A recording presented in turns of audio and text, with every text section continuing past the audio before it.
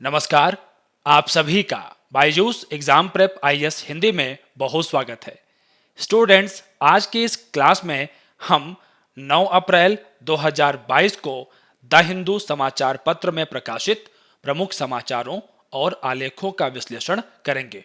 Students, आज के हमारे विषय रहने वाले हैं आपराधिक न्याय के विषय, यूजीसी में सुधार, भारत और रूस हीरा व्यापार, वैश्विक खाद्य स्थिति और अंत में मुख्य परीक्षा अभ्यास प्रश्न, जो कि इन्हीं समाचारों पर आधारित रहेंगे। शुरुआत करते हैं पहले समाचार से। इस समाचार को पेज संख्या 6 से लिया गया है। इसे हम GS2 राज व्यवस्था के साथ जोड़ करके देख सकते हैं।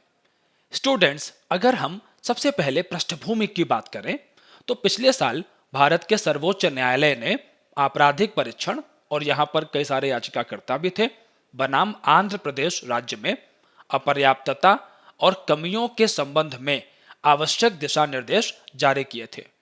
दरअसल इसके पीछे की मुख्य वजह यह थी, जिसमें सुप्रीम कोर्ट ने इस बात को देखा कि कई सारे आपराधिक मामलों के अंदर में जांच की प्रक्रिया को आगे बढ़ाते हुए कई सारी कमियां रह जा रही थी, और इन्हीं कमियों के चलते एक वास्तविक निर्णय तक पहुंचने में कठिनाइयों का सामना करना पड़ रहा था। सुप्रीम कोर्ट ने जिन विषयों के संदर्भ में दिशा निर्देश जारी किए थे, वो विषय मुख्य रूप से हैं, आप यहां पर देख सकते हैं, साइट योजना, मतलब जहां पर अपराध हुआ है उसका पूरा लेआउट। इसके अलावा पूछताछ रिपोर्ट, बॉडी स्केच, इसके साथ में पोस्टमार्टम रिपोर्ट भी शामिल की जाएगी। इसके अलावा कुछ एक मामलों में पोस्टमार्टम की तस्वीरें और वीडियोग्राफ भी उपलब्ध करने की बात कही गई। अब यहां पर सुप्रीम कोर्ट ने राज्यों और उच्च न्यायालयों को निर्देश दिया कि इस संबंध में वे अपने राज्य को ध्यान में रखते हुए दिशा निर्देश तैयार करें और उन्हें अधिसूचित करने की प्रक्रिया को आगे बढ़ाएं। सबसे पहले बात करते हैं साइट स्केच की। स्टूडेंट्स, जब कहीं पर किसी जगह पर कोई अपराध होता है तो वहां पर एक जांच अधिकारी पहुंचता है, और सुप्रीम कोर्ट ने यहां पर यह निर्देश दिया कि जो भी जांच अधिकारी पहुंचेगा अपराध स्थल पर, तो उसके साथ में एक पुलिस ड्राफ्टमैन होना चाहिए, मतलब एक ऐसा व्यक्ति जो कि उस घटना स्थल का पूरा चित्र उसको ड्रॉ करेगा, तैयार करेगा। और अगर पुलिस ड्राफ्टमैन नहीं भी है तो राज्य के द्वारा प्राधिकृत ऐसे लोगों को साथ में रखा जा सकता है जो कि उस घटना स्थल का मानचित्र, उसका चित्र बना सके। इसके अलावा सुप्रीम कोर्ट ने यह बात भी कही कि संदिग्ध मौत के मामलों में तफ्तीश या जांच करने के संदर्भ में पुलिस को ड्राफ्टमैन का अपना कैडर विकसित करने की आवश्यकता है। लेकिन आप जरा खुद समझिए कि ऐसे लोग जो कि पुलिस के लिए ड्राफ्टमैन का कार्य करेंगे, इसका कैडर विकसित करने में समय लगेगा। ऐसे में स्वतंत्र लोगों की सेवाएं भी ली जा सकती हैं। कोर्ट ने यहां पर यह बात भी कही कि हर एक चिकित्सकीय वैध सर्टिफिकेट और पोस्टमार्टम रिपोर्ट में मानव शरीर का एक मुद्रित प्रारूप होना चाहिए। आप आसान भाषा में समझिए, उसका चित्र होना चाहिए, और यह चित्र शरीर के आगे और पीछे के हिस्सों दोनों का होना चाहिए। अगर शरीर के ऊपर में कहीं कोई चोट का निशान था तो उस चोट के निशान का भी चित्र होना चाहिए। इसके अलावा परीक्षण जो किए जाते हैं वो कितने सत्य हैं, कितने सटीक हैं, इस बात के संदर्भ में भी सुप्रीम कोर्ट ने दिशा निर्देश जारी किए। और यहां पर उन्होंने कहा कि जांच रिपोर्ट जब तैयार की जाती है तो सबसे पहले इस बात का ध्यान रखा जाए कि आखिर किसी व्यक्ति की जो मृत्यु हुई है वो किन हालातों में हुई है, संदिग्ध हालात हैं या अप्राकृतिक मृत्यु हुई है। ऐसे में अगर कोई केस दर्ज नहीं भी किया गया है तो जांच अधिकारी को केस दर्ज करना है और जांच को आगे बढ़ाना है। कोर्ट ने पोस्टमार्टम रिपोर्ट के बारे में भी कहा कि यह एक ऐसा दस्तावेज है जो अपने आप में एक ठोस सबूत का हिस्सा तो नहीं है, लेकिन फिर भी अदालत के अंदर में डॉक्टर का यह एक बयान है जिसमें ठोस सबूतों जितनी ही विश्वसनीयता है।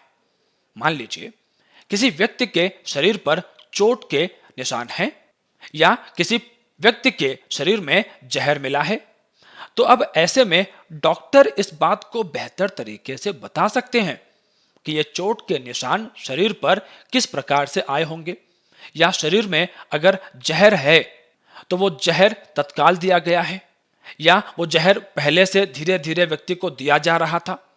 तो ऐसे कई सारे विषय हैं जिनके संबंध में डॉक्टर एक बेहतर राय दे सकते हैं। इसके साथ साथ अगर हम बात करें बेहतर जांच की और खास तौर पर पुलिस हिरासत में हुई मौतों के संदर्भ में, तो भारत का राष्ट्रीय मानवाधिकार आयोग 1995 में इस तरह के दिशा निर्देश पहले ही दे चुका है, जहां पर मानवाधिकार आयोग ने इस बात को कहा था कि पुलिस हिरासत में हुई मौतों की एक सुनिश्चित तरीके से वीडियोग्राफी और फोटोग्राफी होनी चाहिए। Peoples union for civil liberties बनाम महाराष्ट्र राज्य 2014 में सुप्रीम कोर्ट ने पुलिस के साथ गोलीबारी में जो मौतें हुई हैं, इस संदर्भ में इसी तरह के दिशा निर्देश जारी किए थे। इसके अलावा अब यहां पर हम लोग लगातार वीडियोग्राफी, फोटोग्राफी का नाम देख रहे हैं। कोर्ट ने यह भी कहा कि पुलिस महकमे के पास प्रशिक्षित फोटोग्राफर होने चाहिए और इस संबंध में शफी मोहम्मद बनाम हिमाचल प्रदेश मामला अधिक महत्वपूर्ण हो जाता है। यहां पर आप इस बात को भी ध्यान रखें कि वीडियोग्राफी और फोटोग्राफी ये भारतीय साक्ष्य अधिनियम 1872 की धारा 65B से संबंधित है, जो कि इलेक्ट्रॉनिक रिकॉर्ड की स्वीकार्यता के संबंध में महत्वपूर्ण है। सुप्रीम कोर्ट ने आगे इस संबंध में दिशा निर्देश दिया कि देखिए, सरकार जांच अधिकारी को सलाह देने के लिए अलग से अधिवक्ताओं को नियुक्त करेगी।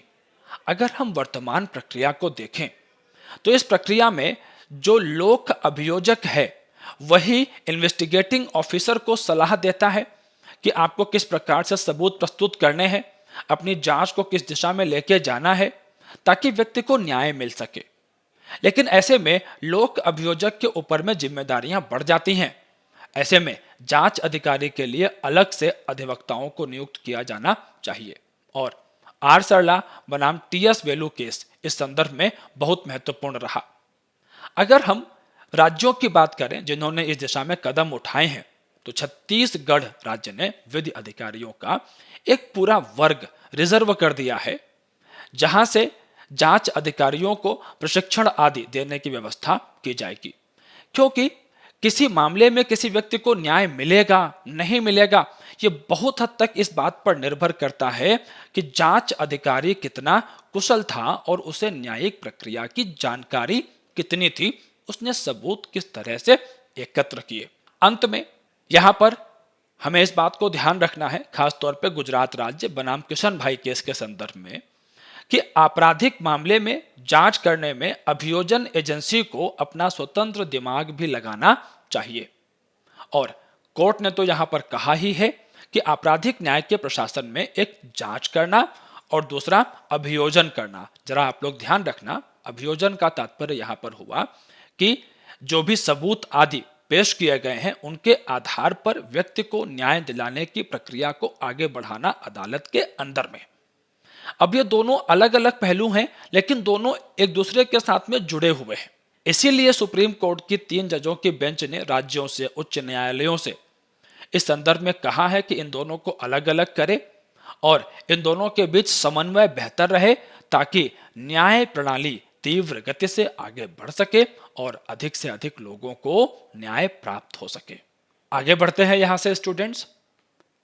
इस समाचार को पेज संख्या 6 से लिया गया है। इसे हम GS2 शासन प्रणाली के साथ में जोड़ करके देख सकते हैं। दरअसल students, national higher education qualification framework ने एक मसौदा प्रस्तुत किया है, जहां पर यह कहा जा रहा है कि विश्वविद्यालयों के अंदर में अध्यापन के जो घंटे होंगे उसके अनुपात में ही पाठ्यक्रम क्रेडिट को तय किया जाएगा। और यहां पर विशेषज्ञ ये कह रहे हैं कि अगर ऐसा होता है तो विश्वविद्यालयों के अंदर में पढ़ाने वाले जो संकाय हैं अर्थात शिक्षक हैं, उनकी उत्पादकता प्रभावित होगी। यहाँ पर नई शिक्षा नीति को जोड़ते हुए कुछ बातें हमारे सामने रखी गई हैं national higher education qualification framework के संदर्भ में। स्टूडेंट्स, हम इस बात को पहले से ही जानते हैं कि नई शिक्षा नीति के माध्यम से चयन आधारित क्रेडिट सिस्टम को लाया गया है, जिसके माध्यम से छात्र जो उपलब्ध पाठ्यक्रम हैं उनके अंदर से मुख्य वैकल्पिक या लघु या सॉफ्ट स्किल आधारित कोर्सों को चुन सकते हैं, जो कि अच्छी बात है। इसके अलावा learning outcome based curriculum framework भी लाया गया है।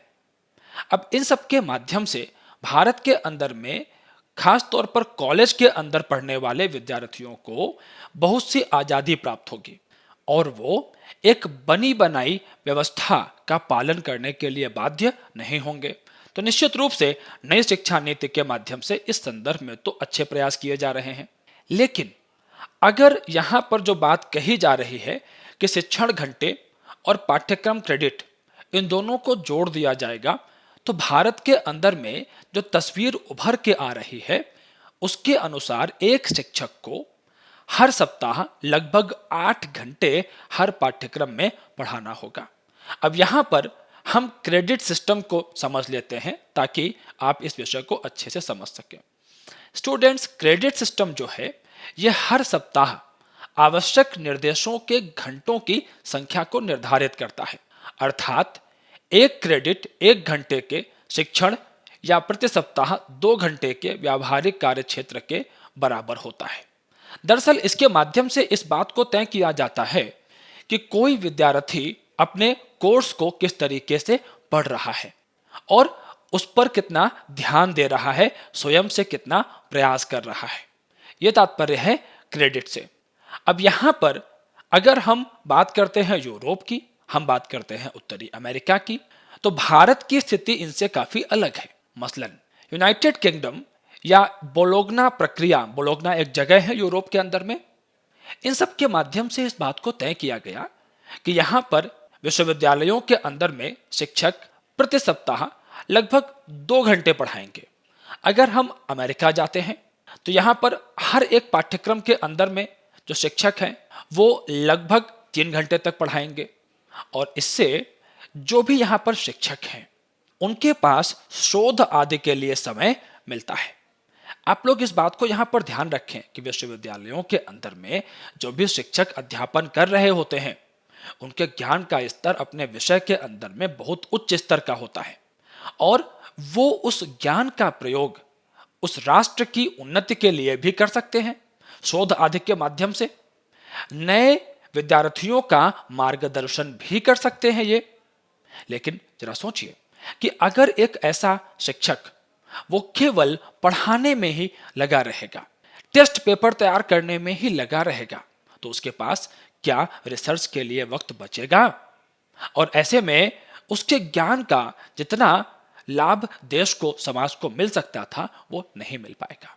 अब यहाँ पर अगर हम इस विषय को भारत के संदर्भ में देखें तो शिक्षण घंटों के सीधे आनुपातिक पाठ्यक्रम क्रेडिट नहीं हो सकते हैं और अगर ऐसा होगा तो जो मैंने आपको पहले ही बताया कि जो अध्यापक है उसके पास गुणवत्तापूर्ण शिक्षण सामग्री को तैयार करना, अनुसंधान में शामिल होना, इन सब के लिए पर्याप्त समय ही नहीं बचेगा। इसके अलावा जब विद्यार्थी ग्रेजुएशन के पाठ्यक्रम में आते हैं, स्नातक करने के लिए आते हैं या परा स्नातक करने के लिए आते हैं, पोस्ट ग्रेजुएशन के लिए आते हैं, तो ये विद्यार्थी एक हद तक परिपक्व हो चुके होते हैं अपने जीवन में और अब हमें उन्हें स्व अनुशासन सिखाना चाहिए होता है। हमें उन छात्रों को भविष्य के लिए तैयार करना होता है। हमें इस बात की अपेक्षा करनी होती है इन छात्रों से कि सीखने की अधिकतम जिम्मेदारी वो अब खुद पढ़ लें, शिक्षकों से मार्गदर्शन प्राप्त करें और स्वयं से इस प्रक्रिया को आगे बढ़ाएं। अगर हम अमेरिका को देखें तो अमेरिका के अंदर में नई शिक्षा नीति में जो बातें भारत में कही गई हैं, इन दोनों को हम जोड़ कर देखें तो ये बात हमारे सामने उभर करके आती है। जिन उद्देश्यों को हम नई शिक्षा नीति में लेकर के आगे बढ़ रहे हैं, अमेरिका में ये उद्देश्य लगभग 1 सदी की अवधि में विकसित हुए हैं। इतना लंबा समय लगा है तो बहुत जाहिर सी बात है कि भारत के अंदर में हम इतने लंबे समय तक इंतजार तो नहीं कर सकते हैं, लेकिन फिर भी हमें कुछ समय तो हमारी शिक्षण व्यवस्था को, हमारे शिक्षकों को देना होगा ताकि वो इसके साथ में स्वयं को जोड़ करके आगे बढ़ सकें। एक शुरुआत के रूप में हमें इस बारे में सोचने की आवश्यकता है कि ऐसे नियम हम किस प्रकार से तैयार करें ताकि उच्च शिक्षा के क्षेत्र में जो भी हितधारक जुड़े हुए हैं वो एक बेहतर व्यवहार करने के लिए प्रोत्साहित हों और हम सामूहिक रूप से बेहतर परिणाम प्राप्त कर सकें। यहां से आगे बढ़ते हैं स्टूडेंट्स अगले समाचार की तरफ। इस समाचार को पेज संख्या 9 से लिया गया है। इसे हम GS2 अंतरराष्ट्रीय संबंधों से जोड़ करके देख सकते हैं। समाचार है, रूस की कंपनी अल्रोसा पर कड़े प्रतिबंध लगाने का संयुक्त राज्य अमेरिका के द्वारा निर्णय किया गया है। अब यहां पर ध्यान देने वाली बात यह है कि भारत के अंदर में रत्न और आभूषण उद्योग में अल्रोसा कंपनी का प्रमुख योगदान है। अगर आप यहां पर इस तथ्य को देखें कि रूस के 90% कच्चे हीरे की जो आपूर्ति है वो अल्रोसा के द्वारा ही की जाती है और भारत के अंदर में हीरो का जो व्यापार है वो एक हद तक रूस के द्वारा भारत में भेजे जाने वाले इन हीरों के ऊपर में ही निर्भर करता है। भारत के अंदर में औपचारिक रूप से और अनौपचारिक रूप से बड़ी तादाद में लोग हीरा उद्योग के अंदर में शामिल हैं। खासतौर पर राजस्थान के अंदर में जयपुर का क्षेत्र हो या फिर गुजरात के अंदर में सूरत का क्षेत्र हो। अब यहां पर ये जो नवीनतम प्रतिबंध हमारे सामने आए हैं, भारत और अमेरिका की आगामी 2+2 मंत्री स्तरीय बैठक के ठीक पहले आए हैं। इस बैठक के अंदर में अमेरिका की तरफ से श्री ब्लिंकन और रक्षा सचिव लॉयड ऑस्टिन शामिल होंगे और भारत की तरफ से विदेश मंत्री जयशंकर जी और रक्षा मंत्री राजनाथ सिंह जी शामिल होंगे। अल्रोसा को अमेरिकी ट्रेजरी विभाग द्वारा एक राज्य के स्वामित्व वाली इकाई के रूप में मान्यता दी गई है, अर्थात रूस की सरकार के स्वामित्व वाली इकाई के रूप में। इसके जो मुख्य कार्यकारी अधिकारी हैं सरगेईविच इवानोव, उन्हें यूएस ट्रेजरी द्वारा प्रतिबंधित कर दिया गया है। यहां पर ध्यान देने वाली बात यह भी है कि सरगेई इवानोव का संबंध रूस के एक बड़े अधिकारी के साथ में है जो कि व्लादिमीर पुतिन के बड़े विश्वस्त सहयोगी के रूप में देखे जाते हैं और इन वजहों से अमेरिका के द्वारा ये कठोर कदम उठाए जा रहे हैं। अब अमेरिका के द्वारा यह कहा गया है कि अल्रोसा की सभी संपत्ति जो अमेरिकी नागरिकों के कब्जे में है उसे ब्लॉक कर दिया जाएगा और उसकी सूचना अमेरिका के ट्रेजरी विभाग के विदेशी संपत्ति नियंत्रण कार्यालय को दी जानी चाहिए।